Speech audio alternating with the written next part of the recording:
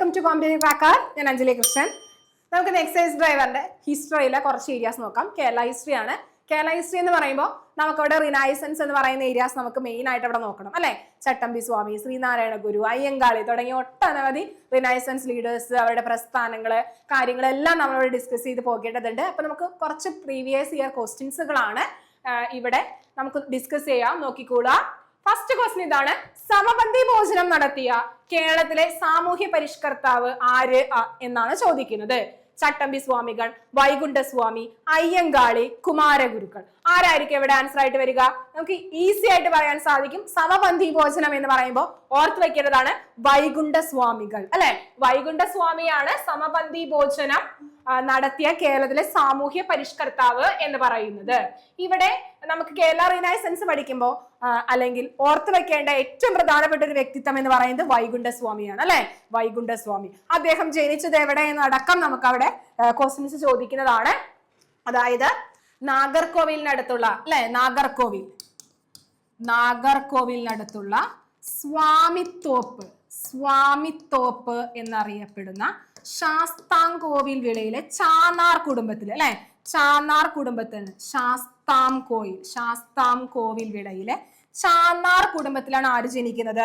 വൈകുണ്ഠസ്വാമികൾ ജനിക്കുന്നത്. ഇനി മുടിച്ചൂടും പെരുമാൾ എന്നൊക്കെ അറിയപ്പെടുന്നത് ആരെയാണ്? മുടിച്ചൂടും പെരുമാൾ എന്നറിയപ്പെടുന്ന വ്യക്തി ആരാണ്? വൈകുണ്ഠസ്വാമിയാണ്. ഇനി അതുകൂടാതെ അദ്ദേഹത്തിന്റെ പ്രശസ്തമായിട്ടുള്ള വേർഡ്സ് ഓർത്ത് വയ്ക്കണം. അതായത് തിരുവിതാംകൂർ ഭരണത്തിനെ നീചഭരണം അല്ലെ,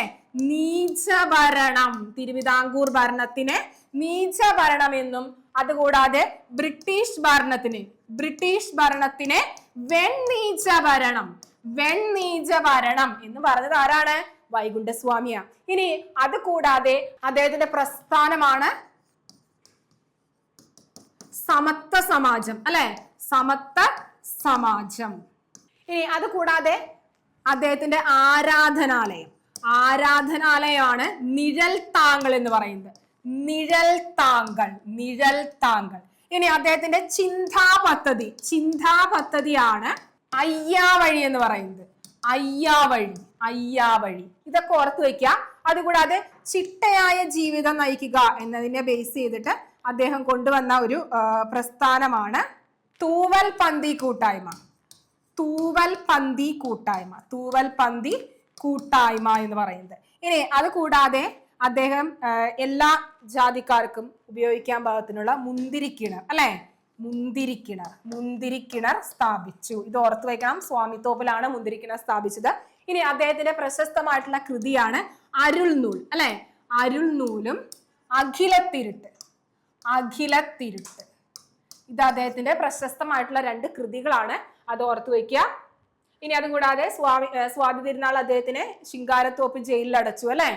അദ്ദേഹത്തിന്റെ പ്രവർത്തനം അല്ലെ, അതുമായി ബന്ധപ്പെട്ട് സ്വാതി തിരുനാൾ അദ്ദേഹത്തിന് ശിങ്കാരത്തോപ്പ് ജയിലിലൊക്കെ അടച്ചിട്ടുണ്ട്. അതുമായിട്ട് റിലേറ്റ് ചെയ്ത എല്ലാ കാര്യങ്ങളും അവിടെ പഠിച്ചു വയ്ക്കാം. ഇനി നെക്സ്റ്റ് ക്വസ്റ്റ്യൻ എന്താണ്? വൈകുണ്ഠസ്വാമികൾ ഏത് പ്രസ്ഥാനവുമായി ബന്ധപ്പെട്ടിരിക്കുന്നു എന്നാണ് ചോദിക്കുന്നത്. സാധുജന പരിപാലന യോഗം, അരയ സമാജം, സഹോദര പ്രസ്ഥാനം, സമത്വ സമാജം. കുറച്ച് മുന്നേ തന്നെ പറഞ്ഞതാണ് അദ്ദേഹവുമായിട്ട് റിലേറ്റ് ചെയ്ത പ്രസ്ഥാനം ഏതെന്ന് അല്ലെ. സമത്വ സമാജമാണ് ആൻസർ ആയിട്ട് വരുന്നത്. ഇനി അപ്പൊ സാധുജന പരിപാലന യോഗവും അരയ സമാജവും സഹോദര പ്രസ്ഥാനമൊക്കെ ഏതുമായിട്ട് റിലേറ്റ് ചെയ്താണ്? നമുക്കിത് സഹോദര പ്രസ്ഥാനമൊക്കെ നമുക്ക് ഈസി ആയിട്ട് പറയാൻ സാധിക്കും അല്ലെ. സഹോദരൻ അയ്യപ്പനാണ് സഹോദര പ്രസ്ഥാനവുമായിട്ട് റിലേറ്റ് ചെയ്ത് വരുന്നത്. ഇനി സാധുജന പരിപാലന യോഗം എന്ന് പറയുമ്പോൾ ആരുമായിട്ട് റിലേറ്റ് ചെയ്താണ് വരുന്നത്? അയ്യങ്കാളിയുമായിട്ട് റിലേറ്റ് ചെയ്താണ് അല്ലെ. അയ്യങ്കാളിയുമായിട്ട് റിലേറ്റ് ചെയ്താണ് സാധുജന പരിപാലന യോഗം വരുന്നത്. ഇനി സഹോദര പ്രസ്ഥാനം വരുന്നത് സഹോദരൻ അയ്യപ്പൻ അല്ലെ. അയ്യപ്പനുമായിട്ട് റിലേറ്റ് ചെയ്താണ് സഹോദര പ്രസ്ഥാനം വരുന്നത്. ഇനി അരയ സമാജം ആരുടെയാണ്? പണ്ഡിറ്റ് KP കറുപ്പൻ അല്ലെ. KP കറുപ്പനുമായിട്ട് റിലേറ്റ് ചെയ്താണ് അരയ സമാജം വരുന്നത്. അപ്പൊ ഓരോ റിനൈസൻസ് ലീഡേഴ്സും അതുമായി ബന്ധപ്പെട്ട പ്രധാനപ്പെട്ട അവരുടെ പ്രസ്ഥാനങ്ങൾ ഏതെല്ലാം, അവരുടെ പ്രധാനപ്പെട്ട ആ ഒരു സാമൂഹ്യ പരിഷ്കരണമായിട്ട് ബന്ധപ്പെട്ട ഏതൊക്കെ മേഖലയിലാണ് അവർ പ്രവർത്തിച്ചത് എന്ന് കറക്റ്റ് ആയിട്ട് പഠിക്കണം. നെക്സ്റ്റ്, താഴെ പറയുന്നവയിൽ മാർ കുര്യാക്കോസ് ഏലിയാസ് ചാവറയുടെ പ്രസിദ്ധീകരണങ്ങളിൽ പെടാത്തത് ഏതെന്നാണ് ചോദിക്കുന്നത്. ആത്മാനുധാപനം, ഇടയ നാടകങ്ങൾ, അഭിനവ കേരളം, ആത്മവിദ്യാകാഹളം, നാലാഗമങ്ങൾ, ധ്യാന സല്ലാപങ്ങൾ, വേദാധികാര നിരൂപണം, അരുൾനൂൽ. ആൻസർ ആയിട്ട് വരുന്നത് സി ആണ്. 2ഉം 4ഉം ആണ് ഇവിടെ ഏലിയാസ് ചാവറയച്ചന്റെ പ്രസിദ്ധീകരണങ്ങളിൽ പെടാത്തതായിട്ട് വരുന്നത്. ഈ അഭിനവ കേരളം, ആത്മവിദ്യാ കാഹള എന്നൊക്കെ പറയുമ്പോ വാഗ്ഭടാനന്ദനാണ് അല്ലെ, വാഗ്ഭടാനന്ദനാണ് വരുന്നത്. ഇനി വേദാധികാര നിരൂപണം ആരുടെയാണ്? ചട്ടമ്പി സ്വാമിയാണ് അല്ലെ, ചട്ടമ്പി സ്വാമിയാണ്. ഇനി അരുൾനൂൽ എന്ന് പറയുമ്പോൾ വൈകുണ്ഠസ്വാമിയാണ് വരുന്നത് അല്ലെ, വൈകുണ്ഠസ്വാമിയാണ് വരുന്നത്. അപ്പൊ ഓരോ റിനൈസൻസ് ലീഡേഴ്സിന്റെയും അവരുടെ പ്രസിദ്ധമായിട്ടുള്ള കൃതികൾ ഏതെല്ലാം. ഇനി ഈ കൃതികളെല്ലാം എന്തിനെ ബേസ് ചെയ്തിട്ടാണ്? അല്ലെങ്കിൽ വേദാധികാരമൊക്കെ നമുക്കറിയാം, നമുക്ക് അവർണർക്ക് വേദം പഠിക്കാം എന്നുള്ള രീതിയിലാണ് ഏത് വേദാധികാര നിരൂപണം പറയുന്നത് അല്ലെ.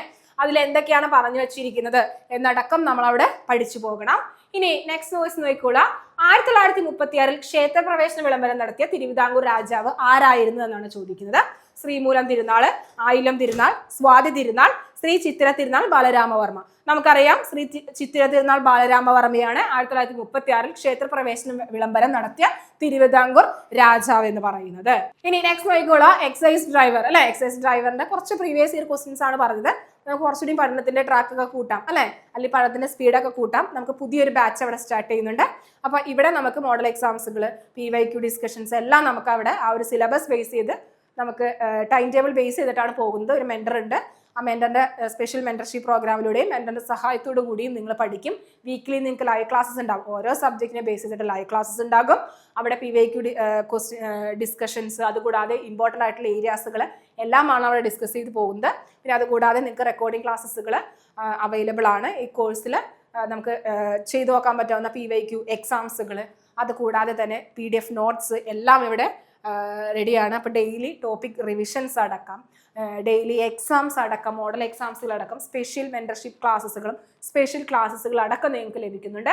അപ്പോൾ കൂടുതൽ വിവരങ്ങൾക്ക്, ഇതുമായിട്ട് റിലേറ്റ് ചെയ്ത് മറ്റെന്തെങ്കിലുമൊക്കെ വിവരങ്ങൾക്ക് 8590202323 എന്ന് പറയുന്ന നമ്പറിൽ കോൺടാക്ട് ചെയ്യാം. ഇനി നെക്സ്റ്റ് നമുക്ക് ക്വസ്റ്റ്യൻസിലേക്ക് പോകാം.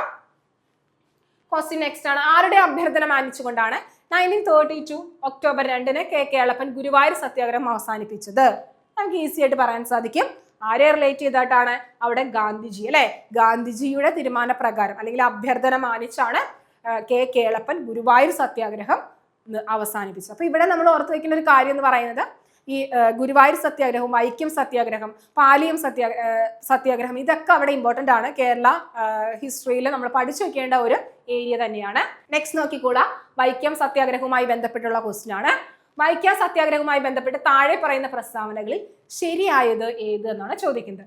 സവർണ ജാഥ ഇതോടനുബന്ധിച്ച് നടന്നതാണ് അല്ലെ. EV രാമസ്വാമി നായ്ക്കർ സത്യാഗ്രഹത്തിൽ പങ്കെടുത്തു, ശരിയാണ് അല്ലെ. സത്യാഗ്രഹം അവസാനിക്കുമ്പോൾ സേതുലക്ഷ്മിബായി ആയിരുന്നു തിരുവിതാംകൂറിന്റെ ഭരണാധികാരി. ഇനി ക്ഷേത്രപ്രവേശനമായിരുന്നു സത്യാഗ്രഹികളുടെ ആവശ്യം. ഇതില് ശരിയായത് ഏത് എന്നാണ് ചോദിക്കുന്നത്. ഏതായിരിക്കും അവിടെ ശരിയായിട്ട് വരുന്നത്? 1, 2, 3 എന്ത് ഇവിടെ ശരിയായ ആൻസർ ആയിട്ട് വരുന്നത് അല്ലെ. ഇനി എന്നാണ് വൈക്കം സത്യാഗ്രഹം ആരംഭിച്ചത്? മാർച്ച് 30 അല്ലെ. അതായത് 1924 മാർച്ച് 30 ആരംഭിച്ചു. 1925 നവംബർ 23 603 ദിവസം അല്ലെ നീണ്ടുനിന്ന സത്യാഗ്രഹം അവസാനിച്ചു. ഇനി അതുകൂടാതെ സത്യാഗ്രഹം അവസാനിക്കുമ്പോൾ സേതുലക്ഷ്മിബായി ആയിരുന്നു തിരുവിതാംകൂറിലെ ഭരണാധികാരി. ഇനി ഇത് ആരംഭിച്ചപ്പോൾ ശ്രീമൂലം തിരുനാളായിരുന്നു അല്ലെ. ആരംഭത്തിലെ ശ്രീമൂലം തിരുനാളായിരുന്നു ഭരണാധികാരി എന്ന് പറയുന്നത്. ക്ഷേത്രപ്രവേശനമായിരുന്നോ സത്യാഗ്രഹികളുടെ ആവശ്യം? ആയിരുന്നോ? അല്ല അല്ലെ. എന്തായിരുന്നു ആവശ്യം? അതിന് ചുറ്റുമുള്ള റോഡുകൾ സഞ്ചാരയോഗ്യമാക്കുക എന്നുള്ളതായിരുന്നു. 4 സൈഡിലുള്ള റോഡുകൾ സഞ്ചാരയോഗ്യമാക്കുക എന്നുള്ളതായിരുന്നു വൈക്കം സത്യാഗ്രഹവുമായിട്ട് റിലേറ്റ് ചെയ്ത് അതിന്റെ ആവശ്യം എന്ന് പറയുന്നത്. പിന്നെ സവർണ ജാഥ ആരംഭിച്ചു, ഇത് കറക്റ്റ് ആണ് അല്ലെ.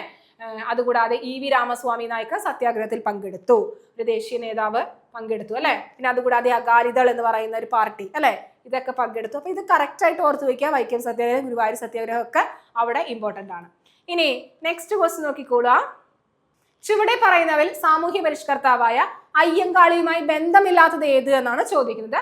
കല്ലുമാല സമരത്തിൽ നേതൃത്വം നൽകി, തെക്കേ ഇന്ത്യയിൽ ആദ്യമായി കണ്ണാടി പ്രതിഷ്ഠ നടത്തി, പിന്നോക്ക ജാതിക്കാർക്ക് സ്കൂൾ വിദ്യാഭ്യാസം നൽകണമെന്ന് വാദിച്ചു. അപ്പൊ ഇതിൽ ഏതായിരിക്കാം ബന്ധമില്ലാത്ത എന്ന് പറയുന്നത്? അവിടെ 2 ആണ് അല്ലെ. സ്റ്റേറ്റ്മെന്റ് 2 ആണ്. തെക്കേ ഇന്ത്യയിൽ ആദ്യമായി കണ്ണാടി പ്രതിഷ്ഠ നടത്തിയത് ആരാണ്? വൈകുണ്ഠസ്വാമി അല്ലെ, വൈകുണ്ഠസ്വാമിയാണ് തെക്കേ ഇന്ത്യയിൽ ആദ്യമായിട്ട് കണ്ണാടി പ്രതിഷ്ഠ നടത്തിയ വ്യക്തി. ബാക്കിയൊക്കെ കറക്റ്റ് ആയിട്ടുള്ള ആൻസർ ആണ് അല്ലെ. കല്ലുമാല സമരത്തിന് നേതൃത്വം നൽകി. അതുകൂടാതെ പിന്നോക്ക ജാതിക്കാർക്ക് സ്കൂൾ വിദ്യാഭ്യാസം നൽകണമെന്ന് വാദിച്ചു. ഇതൊക്കെ നമുക്ക് എന്താണ് അയ്യങ്കാളിയുമായിട്ട് റിലേറ്റ് ചെയ്തവർ പറയാൻ സാധിക്കും. വില്ലുവണ്ടി സമരം, അതുകൂടാതെ ഊരൂട്ടമ്പലം ലഹള, ഇതെല്ലാം ചാലിയത്തെരുവ് ലഹള, ഇതൊക്കെ നമുക്ക് എന്താണ് അയ്യങ്കാളിയുമായിട്ട് റിലേറ്റ് ചെയ്ത് വരുന്നതാണ്. സാധുജന പരിപാലന സംഘം, ഇതെല്ലാം അവിടെ പഠിച്ചു പോകണം. അതിന്റെ ഡേറ്റ് അടക്കം നമ്മൾ അവർക്ക് അവിടെ പഠിക്കണം. നെക്സ്റ്റ് ക്വസ്റ്റ്യൻ നോക്കിക്കോളാം. സാമൂഹ്യ പരിഷ്കരണ പ്രസ്ഥാനമായ ആത്മവിദ്യാ സംഘം സ്ഥാപിച്ചത് ആര് എന്നാണ് ചോദിക്കുന്നത്. ആത്മവിദ്യാ സംഘം എന്ന് പറയുമ്പോൾ നമുക്ക് ആരെയാണ് ഓർക്കേണ്ടത്? വാഗ്ഭടാനന്ദൻ അല്ലെ. വാഗ്ഭടാനന്ദനാണ് ആത്മവിദ്യാ സംഘം ആരംഭിച്ചത്. ഇനി എന്തൊക്കെ അറിയാം ഈ വാഗ്ഭടാനന്ദൻ അല്ലെങ്കിൽ ഇതുമായിട്ട് റിലേറ്റ് ചെയ്ത ആത്മവിദ്യാ സംഘവുമായി ബന്ധപ്പെട്ട്? അതായത് ഇതിന്റെ ആത്മവിദ്യാ സംഘത്തിന്റെ പ്രവർത്തന മേഖല എന്ന് പറയുന്നത് പ്രവർത്തന മേഖല മലബാറാണ്. ഇത് ആരംഭിച്ചത് 1917 അല്ലെ. 1917 കാരക്കാട് അല്ലെ, വടകര കാരക്കാടാണ് ആരംഭിക്കുന്നത്. ഇനി ഇതിന്റെ മാനിഫെസ്റ്റോ എന്നറിയപ്പെടുന്നത് ആത്മവിദ്യാ സംഘത്തിന്റെ മാനിഫെസ്റ്റോ ആത്മവിദ്യയാണ്. ആത്മവിദ്യയാണ് ഇതിന്റെ മാനിഫെസ്റ്റോ എന്ന് അറിയപ്പെടുന്നത്. ആത്മവിദ്യയാണ്. ഇനി അതുകൂടാതെ ഇതുമായിട്ട് ആത്മവിദ്യാ സംഘത്തിന്റെ ചുമതലകൾ അല്ലെങ്കിൽ അതിന്റെ പ്രവർത്തനങ്ങൾ വിവരിക്കുന്ന കവിതയാണ് സ്വതന്ത്ര ചിന്താമണി.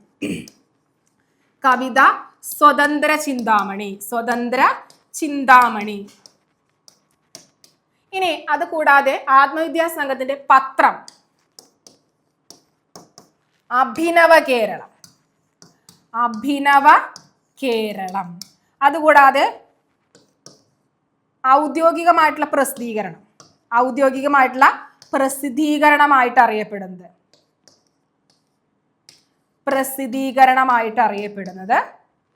ആത്മവിദ്യാ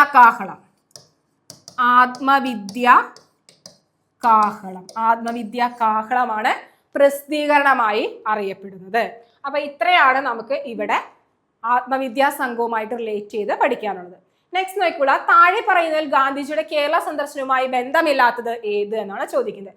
വൈക്കം സത്യാഗ്രഹം, ഹരിജൻ ധനസമാഹരണം, പാലിയം സത്യാഗ്രഹം, നിസ്സഹകരണ സമര പ്രസ്ഥാനം.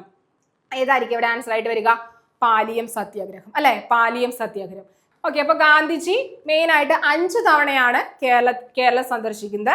First one 1920, then 1925, then 1927, then 1934, then 1937. ഈ ഡേറ്റുകളാണ് ഇവിടെ ഓർത്ത് വെക്കേണ്ടത്. ഫസ്റ്റ് വരുന്നത് 1920 ഖിലാഫത്ത് അല്ലെ. ഖിലാഫത്ത് മൂവ്മെന്റുമായിട്ട് റിലേറ്റ് ചെയ്ത് ആണ് വരുന്നത്. അപ്പോൾ ഖിലാഫത്ത് എന്ന് പറയുമ്പോൾ നമുക്കറിയാം 1920 നിസ്സഹകരണ പ്രസ്ഥാനവുമായിട്ട് റിലേറ്റ് ചെയ്ത് അല്ലെ. നിസ്സഹകരണ പ്രസ്ഥാനം നടക്കുന്ന സമയമാണ്. ദെൻ നെക്സ്റ്റ് വരുന്നത് 1925 വൈക്കം സത്യാഗ്രഹവുമായിട്ട് റിലേറ്റ് ചെയ്തിട്ടാണ് 1925 രണ്ടാമത്തെ തവണ ഗാന്ധിജി കേരളം സന്ദർശിക്കുന്നത്. നെക്സ്റ്റ് ദെൻ വരുന്നത് 1927 സൗത്ത് ഇന്ത്യൻ പര്യടനവുമായിട്ട് റിലേറ്റ് ചെയ്തിട്ടാണ് 1927 ഗാന്ധിജി മൂന്നാമത്തെ തവണ വരുന്നത്. ദെൻ നെക്സ്റ്റ് 1934 വരുന്നത് ഹരിജൻ ഫണ്ട് ശേഖരണമാണ്. ദെൻ 1937 വരുന്നത് ക്ഷേത്രപ്രവേശന വിളംബരം അതിന്റെ ആഘോഷം അല്ലെ. ആഘോഷവുമായിട്ട് റിലേറ്റ് ചെയ്താണ് 1937 ഗാന്ധിജി കേരളം സന്ദർശിക്കുന്നത്. അപ്പൊ ഇത് കറക്റ്റ് ആയിട്ട് ഓർത്ത് വെക്കുക. ഇവിടെ ക്വസ്റ്റ്യൻ ഇതാണ്, ഗാന്ധിജി താഴെ പറയുന്നതിൽ ഗാന്ധിജി കേരള സന്ദർശനവുമായി ബന്ധമില്ലാത്തത് ഏത്? ഇപ്പൊ നിസ്സഹകരണ പ്രസ്ഥാനം എന്ന് പറയുമ്പോൾ ഇവിടെ നമ്മൾ പറയുന്നത് 1920 ഖിലാഫത്താണ് അല്ലെ. ഖിലാഫത്ത് നടക്കുന്നത് ഓൾറെഡി 1920 അല്ലെ. 1920 ആ സമയത്ത് നിസ്സഹകരണ പ്രസ്ഥാനത്തിന് കാരണമാകുന്ന ഒരു മൂവ്മെന്റ് തന്നെയാണ് ഖിലാഫത്ത് എന്ന് പറയുന്നത് അല്ലെ. അപ്പൊ അതുകൂടി ഒന്ന് കണക്ട് ചെയ്ത് പഠിക്കുക. നമ്മൾ ഓൾറെഡി പഠിച്ചിരിക്കുന്നത് ഖിലാഫത്ത് പ്രചരണാർത്ഥമാണ് എന്നായിരിക്കും അവിടെ നമ്മൾ പഠിച്ചു വെച്ചിരിക്കുന്നത്. അപ്പോൾ ഈ ഡേറ്റുകൾ ഇവിടെ കറക്റ്റ് ആയിട്ട് ഓർത്ത് വെക്കണം, മറന്നു പോകരുത്. 1920, 25, 27, 34, 37 ഓരോന്നിന്റെ റീസൺ പഠിക്കണം. 1920 ഖിലാഫത്ത് നിസ്സഹകരണ പ്രസ്ഥാനവുമായിട്ട് റിലേറ്റ് ചെയ്ത്, 1925 വൈക്കം സത്യാഗ്രഹവുമായിട്ട് റിലേറ്റ് ചെയ്ത്, 1927 സൗത്ത് ഇന്ത്യൻ പര്യടനം, 1934 വരുന്നത് ഹരിജൻ ഫണ്ട് ശേഖരണത്തിനാണ് വരുന്നത്. അതുകൂടാതെ 1937 വരുന്നത് ക്ഷേത്രപ്രവേശന വിളംബരം ആഘോഷം അല്ലെ. ക്ഷേത്രപ്രവേശന വിളംബരവുമായിട്ട് റിലേറ്റ് ചെയ്ത് ആഘോഷങ്ങളായിട്ടാണ് ഗാന്ധിജി 5ാമതായിട്ട് കേരളത്തിൽ വരുന്നത്. അപ്പൊ ഇത്രയാണ് ഗാന്ധിജിയുടെ കേരള സന്ദർശനം എന്ന് പറയുന്നത്. അപ്പൊ ഇത്രയാണ് നമുക്കിവിടെ കുറച്ച് പ്രീവിയസ് ഇയർ ക്വസ്റ്റ്യൻസ് നമ്മൾ ഡിസ്കസ് ചെയ്തിരിക്കുന്നത് കേരള റിനൈസൻസുമായിട്ട് റിലേറ്റ് ചെയ്തിട്ടുള്ള ക്വസ്റ്റ്യൻസ് ആണ്. അവിടെ കേരള റിനൈസൻസിൽ പ്രധാനമായിട്ട് അവിടെ ഓർത്ത് വെക്കേണ്ടത് എന്ന് പറയുന്നത് കുറച്ചധികം ലീഡേഴ്സ് ആണ്. അതായത് ശ്രീനാരായണ ഗുരു, വൈകുണ്ഠസ്വാമി, അയ്യങ്കാളി, ചട്ടമ്പിസ്വാമി തുടങ്ങിയ ഒട്ടനവധി ലീഡേഴ്സ് അവിടെ പ്രധാനമായിട്ടും അവരുടെ പ്രവർത്തനങ്ങൾ എന്തെല്ലാം, പ്രവർത്തന രീതികൾ ഏതെല്ലാം, അവർ കൊണ്ടുവന്ന സംഘടനകൾ ഏതെല്ലാം, അതുകൂടാതെ അവരുടെ കൃതികൾ, പ്രധാനമായിട്ടും അവരുടെ കൃതികൾ ഏതെല്ലാം എന്നടക്കമാണ് നമ്മൾ അവിടെ ഡിസ്കസ് ചെയ്ത് പോകുന്നത്. പിന്നെ അതുകൂടാതെ കേരള ഹിസ്റ്ററിയിൽ ഓർത്ത് വെക്കേണ്ട പ്രധാനപ്പെട്ട മറ്റൊരു ഏരിയ എന്ന് പറയുന്നത് ഇതുമായിട്ട് റിലേറ്റ് ചെയ്ത സമരങ്ങളാണ്. ആദ്യകാല സമരങ്ങൾ തൊട്ട് നമ്മളവിടെ പഠിക്കണം. അതായത് നമുക്ക് കുറിച്യ റിവോൾട്ട്, ആറ്റിങ്ങൽ കലാപം തൊട്ട് അവിടെ പഠിക്കണം. പിന്നെ അവിടെ ഏറ്റവും മെയിൻ പോയിന്റ് വൈക്കം സത്യാഗ്രഹം, ഗുരുവായൂർ സത്യാഗ്രഹം, പാലിയം സത്യാഗ്രഹം തുടങ്ങിയ ഒട്ടനവധി ഏരിയാസുകൾ നമ്മളവിടെ കവർ ചെയ്ത് പോകാനുണ്ട്. അപ്പോൾ നമുക്ക് നെക്സ്റ്റ് വീഡിയോ ഇഷ്ടമായെങ്കിൽ ലൈക്ക് ചെയ്യുക, ഷെയർ ചെയ്യുക, സബ്സ്ക്രൈബ് ചെയ്യുക. നെക്സ്റ്റ് മറ്റൊരു വീഡിയോയിൽ കാണാം. Thank you.